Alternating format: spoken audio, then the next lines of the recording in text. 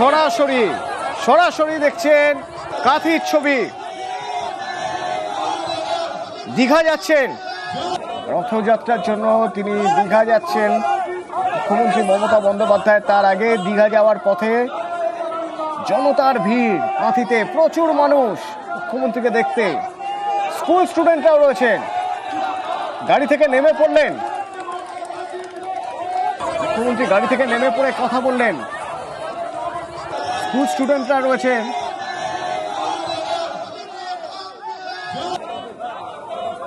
প্রচুর মানুষ, কেউ স্কুল থেকে, কেউ হয়তো কাজের মাঝেও চলে এসেছেন। বয়স্করা রয়েছেন, রাস্তা ঘিরে রাখতে হয়েছে।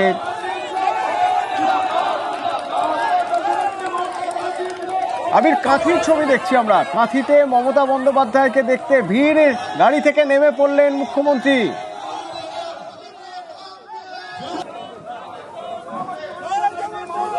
অতরূপ, বাংলার রাজনীতিতে কাঁথি এই শব্দটি এই মুহূর্তে অত্যন্ত রাজনৈতিকভাবে তাৎপর্যপূর্ণ এবং 2026-এর বিধানসভা নির্বাচনের আগে এবং 2021-এর বিধানসভা নির্বাচনের পরেও এই কাঁথি শব্দ নিয়ে রাজনীতিতে প্রচুর চর্চা। এবং তিনি যখন দীঘাতে কিছুক্ষণের মধ্যে এসে পৌঁছবেন, রাস্তার যে ছবি দেখতে পাওয়া গেল তাতে প্রচুর সাধারণ মানুষ, এছাড়া কর্মী সমর্থক, তারা কাঁথিতে ভিড় জমিয়েছিলেন মুখ্যমন্ত্রীর সঙ্গে কথা বলার জন্য।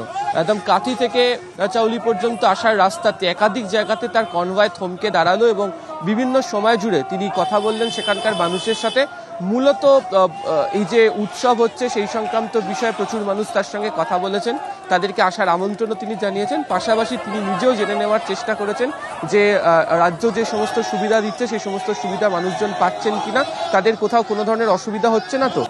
তিনি কিছুক্ষণের মধ্যে এখানে এসে পৌঁছবেন দীঘাতে। এখানেও দেখতে পাওয়া যাচ্ছে যে প্রচুর মানুষজন তারা রাস্তার দুধারে ভিড় করে রয়েছেন। এছাড়া মন্দির দর্শনার্থীদের জন্য যেহেতু উপাচার মেনে বন্ধ থাকলেও সেখানেও প্রচুর মানুষজন ইতিমধ্যে অপেক্ষা করছেন। তিনি এখানে এসে পৌঁছানোর পর আমরা যেটা জানতে পারছি, তিনি আজকে মাসির বাড়ি যেটি তৈরি করা হয়েছে নতুন, সেখানে তিনি দেখতে যেতে পারেন, ফলে সেখানেও মানুষের সঙ্গে তিনি কথা বলতে পারেন। আমরা অতীতেও বিভিন্ন সময় দেখেছি যে এই ধরনের সফরের ক্ষেত্রে তিনি জনসংযোগ করেন, মানুষের সাথে কথা বলেন এবং সেই মুহূর্তে দাঁড়িয়ে কোনো মানুষ তার কাছে কোনো নির্দিষ্ট বিষয় নিয়ে বললে তৎক্ষণাৎ সেটা সমাধান করার চেষ্টা বা সেই বিষয় নিয়ে কী কাজ করতে পারা যায় সেই প্রসঙ্গের কথা উল্লেখ করেন। এবং আজকেও দীঘা আসার পথে সেটা ব্যতিক্রম হলো না। বিশেষ করে কাঁথির যে ছবি দেখতে পাওয়া যাচ্ছে, যে যেখানে রাস্তার দুধারে যেভাবে ভিড় জমেছিল তাতে স্বভাবতই তিনি খুশি। তা আবারও বলছি, রাজনৈতিকভাবে যেহেতু কাঁথি শব্দটি অত্যন্ত গুরুত্বপূর্ণ, ফলে এই ভিড়ের যে রাজনৈতিক চর্চাও ইতিমধ্যে শুরু হয়ে গিয়েছে দীঘা জুড়ে। অতনু কিছুক্ষণের মধ্যে মুখ্যমন্ত্রী তিনি এসে পৌঁছে যাবেন হচ্ছে দীঘাতে। আমরা সরাসরি সেই ছবি দেখবো আবির, তবে সেই অবসরে একটু জেনে নিতে চাইবো, সেই সুযোগে একটু জেনে নিতে চাইবো বা তোমার মাধ্যমেই দেখে নিতে চাইবো। কাল তো নেত্র উৎসব, পরশু রথ, তার আগে মাসির বাড়ির মন্দিরের কাজও প্রায় শেষ হয়ে গিয়েছে, সেজে উঠেছে।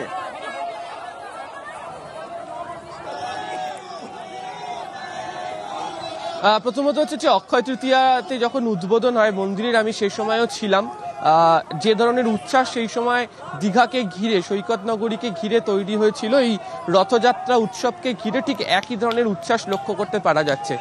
কিছুক্ষণ আগে আমি যখন অয়নদার সাথে কথা বলছিলাম, আমি উল্লেখ করেছিলাম যে এই যে ভিড়ের ছবি, এই ভিড়ের ছবি দেখে অনেকেই মনে করতে পারেন যে আমরা কলকাতাতে মহালয়ার দিন বিভিন্ন পাড়ায় পাড়ায় যেভাবে একটা উৎসবের আমেজ দেখতে পাই, দীঘা জুড়ে সে ধরনেরই আমেজ, অর্থাৎ মাইকে গান বাজছে, তুমি রাস্তাতে দেখতেও পাচ্ছ যে ধরনের ছবি এখানে রয়েছে, যেভাবে রাস্তাগুলোকে সাজিয়ে তোলা হয়েছে সেই ছবি তুমি দেখতে পাচ্ছ। এছাড়া প্রচুর পর্যটক তারাও ইতিমধ্যে উপস্থিত হয়ে গিয়েছেন, আরও প্রচুর সংখ্যক পর্যটক তারা আজকের মধ্যে উপস্থিত হয়ে যাবেন।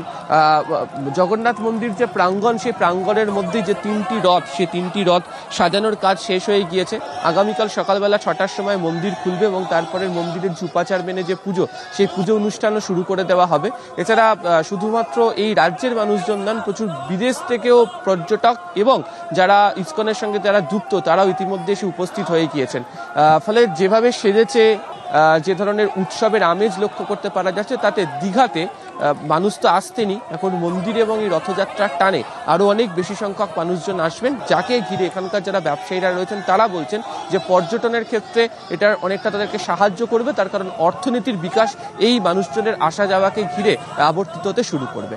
অতনু, আবির, উৎসব শুরুই হয়ে গেছে একরকম বলা যেতে পারে। মুখ্যমন্ত্রী মমতা বন্দ্যোপাধ্যায় কিছুক্ষণের মধ্যে দীঘায় পৌঁছে যাবেন।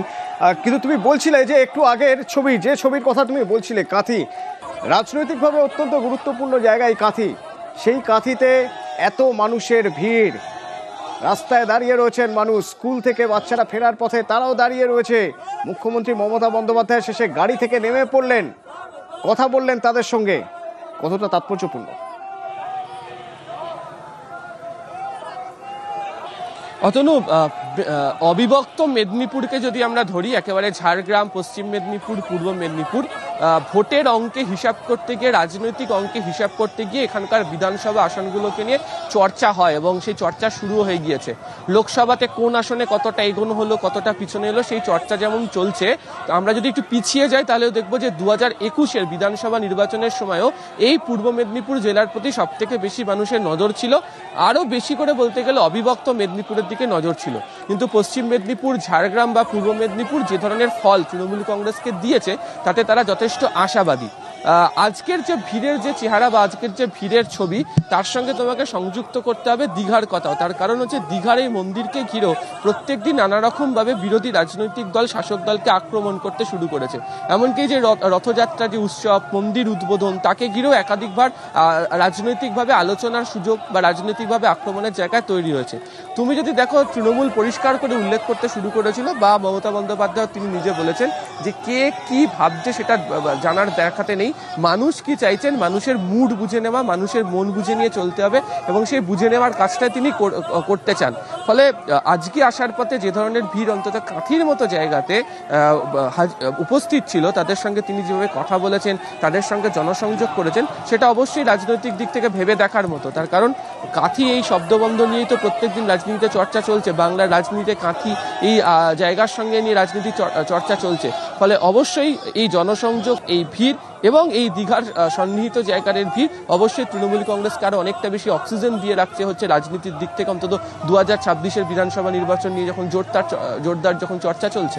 অতনু, আবির সঙ্গে থাকো। আর কিছুক্ষণের মধ্যেই দীঘায় পৌঁছবেন মুখ্যমন্ত্রী মমতা বন্দ্যোপাধ্যায়। তার আগের এই ছবি, যে ছবি দেখছেন আপনারা, কাঁথি অত্যন্ত তাৎপর্যপূর্ণ এই ছবি। কারণ রাজনৈতিক প্রেক্ষাপটে বা রাজনৈতিক দিক থেকে দেখতে গেলে কাঁথি একটি অত্যন্ত গুরুত্বপূর্ণ জায়গা। সেখানে মানুষের ভিড়, এবং সেই ভিড় দেখে মমতা বন্দ্যোপাধ্যায় গাড়ি থেকে নেমে পড়লেন, যারা রয়েছেন তাদের সঙ্গে দেখা করলেন, কথা বললেন, হাত মেলালেন। স্কুলের স্টুডেন্টরা তারাও চলে এসেছে, স্কুল ছুটি বাড়ি যাওয়ার পথে তারাও চলে এসেছে রাস্তায়। সেই ছবি আমরা দেখছি কিছুক্ষণ আগে।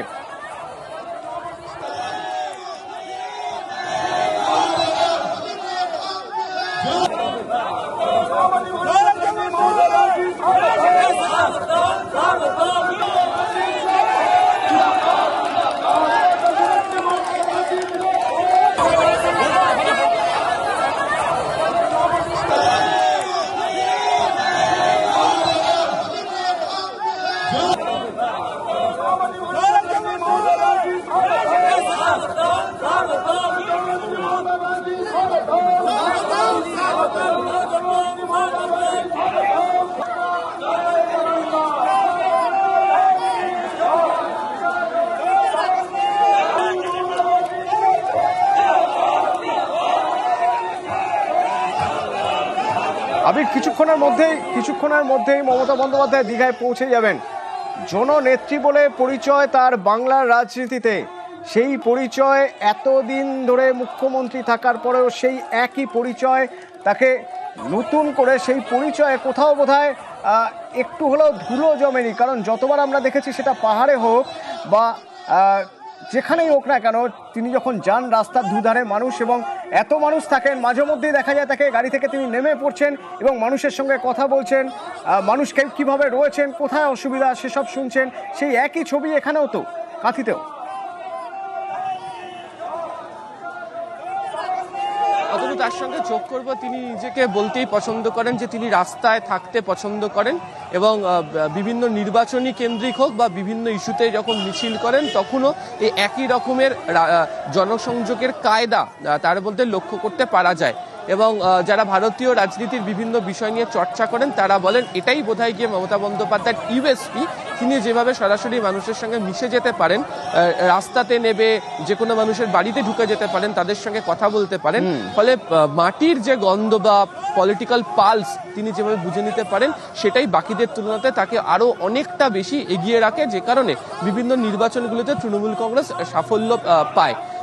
আজকের এই যে ছবির যে জায়গা, সেই ছবির জায়গা তো এটাই ইঙ্গিত করছে।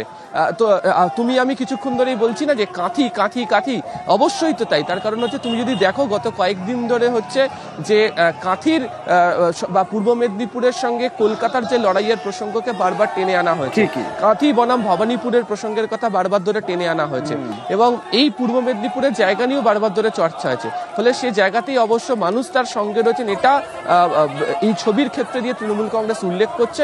এবং যেভাবে তিনি মানুষের সাথে কথা বললেন, রাস্তাতে নেবে হাঁটলেন, কার কি চাহিদা সেটা বুঝে নেওয়ার চেষ্টা করলেন, সেটা অবশ্যই তুমি যেটা বলছিলে একেবারেই জন্যই তাই, যে তিনি মানুষের সঙ্গে মিশে গিয়ে জনসংযোগ করতেই বেশি পছন্দ করেন। তিনি যে সেটাতেই অভ্যস্ত, এই ছবি সেটাকেই ইঙ্গিত করে দিয়েছে।